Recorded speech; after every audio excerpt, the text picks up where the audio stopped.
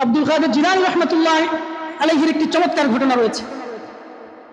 একদিন তিনি রাস্তা দিয়ে যাচ্ছিলেন এবং তার সাথে প্রথমধ্যে একটি কুকুরের সাক্ষাৎ হয়েছিল। কুকুরের সাক্ষাৎ, এটি তারিখের কিতাবে ওলামায়ে কেরাম এই ঘটনাটি উল্লেখ করেছেন তার জিন্দেগির ব্যাপার।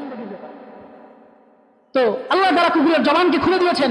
সেই কুকুর আব্দুল কাদের জিলানী রাহমাতুল্লাহ আলাইহি ডাক দিয়ে বলতেছেন যে, হে আব্দুল কাদের জিলানী, তুমি বড় না আমি বড়, তুমি বড় না আমি বড়।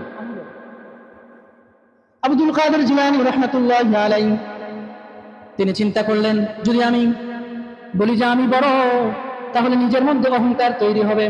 অথচ আল্লাহ তাআলা ঘোষণা দিয়েছেন, হাবিব আকরাম সরকার মদিনা ঘোষণা দিয়েছেন, যারা যারা পরিমাণ অহংকার করে আল্লাহ তাআলা কখনোই তাদেরকে জান্নাত দিবেন না।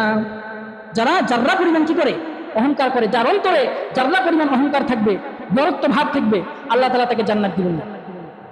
আবার তিনি চিন্তা করছেন, যদি আমি বলি যে আমি তোমার থেকে ছোট, তাহলে তো আল্লাহ তাআলা আমাকে আশরাফুল মাখলুকাত তৈরি করেছেন, তার থেকে আমি উৎকৃষ্ট।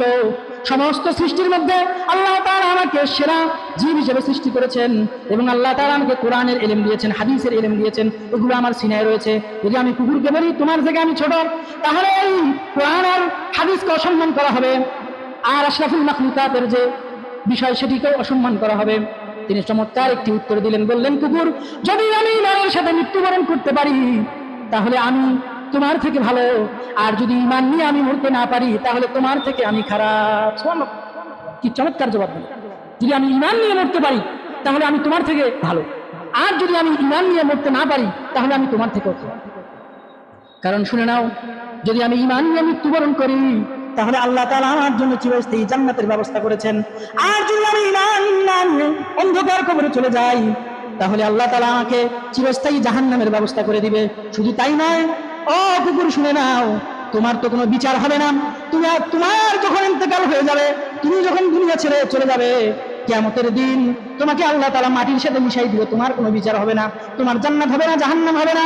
কিন্তু আমাকে আল্লাহ তাআলা আশরাফুল মাখলুকাত মানব জাতি বানিয়েছেন ঠিকই, কিন্তু আল্লাহ তাআলা আমার হিসাব নিকাশের ব্যবস্থা করেছেন। ঈমান নিয়ে যদি না মরতে পারি তোমার থেকেও কঠিন অবস্থা আমার হবে। বলেন ঠিক কিনা?